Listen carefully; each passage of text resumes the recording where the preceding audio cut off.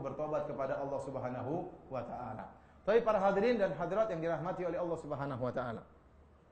Perkara yang lebih penting dari hanya sekedar menjaga dari makanan dan minuman dan syahwat, yang lebih penting lagi adalah menjaga diri kita dari jangan bermaksiat kepada Allah Subhanahu wa taala. Pandangan kita jaga, lisan kita jaga, pendengaran kita jaga, hati kita jaga, ya. Karena barang siapa tatkala dia berpuasa kemudian dia mengumbar maksiat yang dia lakukan, maka pahalanya batal. Kata Nabi SAW, Rubba sa'imin, laisa lahu min siyamihi illal ju' wal atash. Betapa banyak orang yang berpuasa dan dia tidak mendapatkan dari puasanya tersebut kecuali lapar dan dahaga. Betapa banyak orang salat malam, dia tidak dapatkan pahala salat malam kecuali capek dan letih. Ya, oleh karena seorang berusaha jaga puasanya, jangan sampai terjerumus dalam kemaksiatan. Rasulullah SAW mengajarkan kepada kita untuk menghormati kondisi kita puasa. Kondisi kita puasa itu kita sedang beribadah. Sejak kita awal puasa sampai berbuka, pahala terus mengalir. Pahala terus mengalir. Oleh karena kita jaga kondisi tersebut. Apa kata Nabi SAW? Ya, Allah berfirman, "Kullu amali ibni Adam lahu illa siyam, fa innahu li wa ana ajzi bihi." Seluruh amalan anak Adam adalah untuk dia kecuali puasa. Puasa adalah untukku dan aku akan balas, kata Allah Subhanahu wa taala. Ya. Kemudian dalam hadis kata Rasulullah SAW, kata Rasulullah SAW, "Fa idza kana yaumu siyami ahadikum," kalau salah seorang dari kalian sedang berpuasa, kata Nabi, fala yarfuth wala yaskhab. Jangan berkata-kata yang kotor dan jangan teriak-teriak. Anda sedang dalam kondisi mulia. Jangan teriak-teriak seperti orang bodoh, seperti orang bahlul, seperti orang jahil. Ini bukan kondisi orang sedang beribadah. Anda sedang dalam ibadah, sedang berpuasa. Maka Nabi melarang jangan berkata-kata kotor dan jangan teriak-teriak seperti orang bodoh. Kemudian kata Rasulullah SAW, wa in sabahu ahadun aw qatalahu falyakul inni mru'um shaim. Kata Nabi SAW, kalau ada orang yang caci maki dia dan ngajak dia berantem berkelahi, maka jangan layani, kata Nabi. Katakanlah saya sedang berpuasa. Katakanlah saya sedang apa? Berpuasa. Padahal dalam syariat, kalau ada orang maki kita, kita boleh balas dan kita tidak berdosa. Ini bukan perbuatan dosa membalas makian. Kata Allah Subhanahu wa taala, "Wa in aqabtum fa'aqibu bimithli ma uqibtum bi, wa la in sabartum lahu khairul lisabirin." Kalau kalian balas maka balaslah sebagaimana kalian dizalimi. Tetapi kalau kalian bersabar maka itu lebih baik.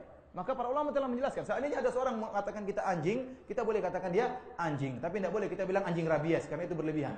Tapi kalau anjing, kamu juga anjing, ya. Enggak apa-apa, kita enggak berdosa karena kita balas dengan setimpal. Kalau dia bilang kamu monyet, kita bilang kamu juga monyet. Tapi tidak boleh kita bilang kamu monyet jelek, tidak boleh. Ya. Saya monyet ganteng, kamu monyet jelek. Tidak boleh. Tidak boleh. Kenapa? Karena kalau kita mengatakan monyet jelek, berarti kita berlebihan. Tapi kalau kita balas sesuai dengan apa yang dia ucapkan, kita tidak berdosa. Ini di luar bulan puasa. Tatkala bulan puasa, Nabi larang. Jangan balas, kata Nabi SAW. Kenapa? Anda sedang dalam ibadah. Anda dalam kondisi mulia. Jangan balas. Dia bilang anjing, bilang monyet, biarin aja. Jangan balas. Katakan saya sedang puasa. Saya tidak mau rusak puasa saya. Nah, hal yang boleh kita lakukan saja kita tinggalkan. Membalas makian boleh, kita tinggalkan. Apalagi maksiat, maka lebih utama untuk kita tinggalkan. Makanya Nabi SAW mengatakan, "Man lam ya'da qaula zur wal jahla wal amala bihi, falaysa lillahi hajatun fi ayyada at'amahu wa syarabahu." Barang siapa yang tidak meninggalkan perkataan dusta tatkala sedang berpuasa, tidak meninggalkan kejahilan dan mengamalkan kemaksiatan, maka Allah tidak butuh dengan laparnya dan dahaganya. Oleh karenanya, hampir seluruh ulama menyatakan, barang siapa yang melakukan ghibah tatkala bulan Ramadan, maka puasanya, pahalanya batal. Puasanya sah, namun pahalanya apa? Batal. Ya, saya ulangi, barang siapa melakukan ghibah tatkala bulan Ramadan, menceritakan kejelekan saudaranya, menceritakan kejelekan suaminya, ngerumpi tentang istrinya, jelek-jelek istrinya, menceritakan kejelekan teman-temannya, menceritakan kejelekan ustadznya, ini akan membatalkan, menggugurkan pahala puasanya, meskipun puasanya sah. Berbeda dengan pendapat Ibnu Hazm rahimahullah. Ibnu Hazm rahimahullah menyelisih jumhur ulama. Ibnu Hazm menyatakan barang siapa yang melakukan maksiat di bulan Ramadan, bukan cuma pahalanya yang batal, puasanya juga batal. Namun ini pendapat diselisih oleh jumhur ulama, bahwasanya yang batal cuma pahalanya, bukan apa? Bukan puasanya. Sama seperti tatkala seorang pergi ke dukun, kata Nabi SAW, "Man atakahinan aw arrafan fasa'alu an syai'in lam tuqbal salatu arba'ina yauman." Barang siapa yang datang kepada dukun atau para tidak normal, kemudian bertanya tentang sesuatu, maka tidak diterima salatnya selama 40 hari. Dia salat 40 hari, pahalanya enggak ada. Kenapa? Gara-gara dia bermaksiat datang ke dukun. Sama seorang berpuasa, puasanya sah, namun dia ghibah, tidak ada pahalanya. Maka hindari majelis-majelis ghibah. Anda jangan berghibah dan jauhilah majelis-majelis ghibah. Terutama di bulan Ramadan mungkin Anda dengar berita-berita tentang ghibah ini, ghibah fulan, berita-berita ini, tinggalkan. Kalau segera kebetulan lihat, tinggalkan, jangan lanjutkan bacanya. Jangan malah menikmati. Itu majelis ghibah. Ya. Dan itu bisa menghapuskan pahala puasa kita, minimal mengurangi, bahkan bisa menggugurkan pahala puasa kita. Dan kita tidak ingin pahala puasa kita gugur, karena pahala puasa sangat besar di sisi Allah Subhanahu wa taala. Kata Allah, wa ana ajzi bihi, seluruh amalan anak Adam untuk dia, adapun puasa untuk saya, dan saya akan membalasnya, kata Allah Subhanahu wa taala. Ini dalil bahwasanya ganjaran puasa sangat besar.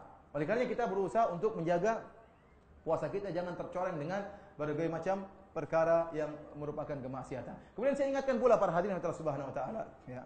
Isi waktu kita dengan sebaik-baiknya. Mumpung bulan Ramadan. Apalagi Anda yang kerja. Banyak di antara Anda yang kerja bulan Ramadan. Tidak libur. Meskipun mungkin kurang 1 jam atau 2 jam. Tapi aktivitas berjalan. Dan tidak mengapa. Para sahabat juga beraktivitas setelah bulan Ramadan. Tadi kisah Qais bin Sirma al-Ansari yang pingsan. Dia kerja atau tidak? Dia kerja. Jadi kerja nggak jadi masalah. Tapi kalau kita sudah kerja urus duniawi, berarti sisa waktu kita semakin sedikit untuk beribadah. Nah, jangan sisa waktu yang sedikit itu pula kita habiskan untuk perkara yang sia-sia. Contohnya apa? Contohnya sibuk baca Facebook. 1 jam baca Facebook bulan Ramadan, ya, rugi ya ikhwan. Berapa halaman sudah, mungkin 1 juz tadi sudah kita baca. 1 jam baca apa? Facebook. Temannya 2000. Beritanya macam-macam, berita kesehatan, berita otomotif, berita bola, berita artis, berita politik, berita perang, berita poligami, berita macam-macam berita.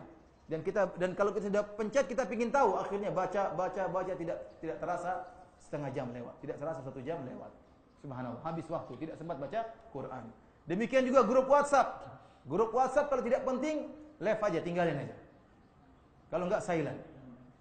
Jangan sampai punya grup WhatsApp sampai 20 grup. 20 grup, ting tang tung tang, terus tung tang uang. Gambar film aja banyak sekali dikirim. Habis waktu. Kalau pengen grup silaturahmi sama kerabat, grup sama istri dan anak-anak, enggak apa-apa. Grup sama teman, grup sama ini, grup ini, habis waktu. Apalagi kalau sudah grup poligami, sudah itu. Habis waktu enggak ada hasilnya. Tapi para hadirin dan hadirat yang dirahmati Allah Subhanahu wa taala, maksud saya ya, kurangi seperti itu. Waktu Anda berjalan dengan cepat, Ramadan tiba-tiba selesai. Tiba-tiba Anda sudah masuk hari ke-25, tiba-tiba sudah lebaran. Ramadan sudah lewat.